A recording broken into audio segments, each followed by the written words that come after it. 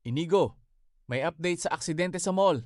Diretso sa ospital si Inigo Pascual matapos magtamo ng pinsala sa tuhod nang hindi sinasadyang namali siya ng talon sa stage habang nasa isang mall show.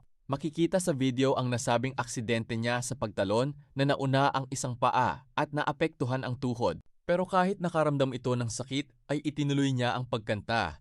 Pero binantayan na siya ng security kaya naman napuri siya sa kanyang ginawa.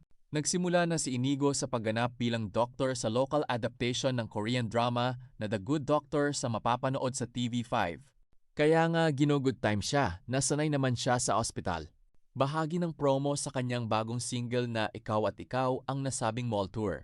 Mayroon naman kaagad ng intriga kay Sophie Andres na pinagtawanan daw dahil sa laughing emoji nito sa isang video ng fan na na-capture ang buong pangyayari kay Inigo na nagsasabing nasaktan talaga siya sa maling talon mula sa stage papunta sana sa audience. Ex ni Inigo si Sofia Andres.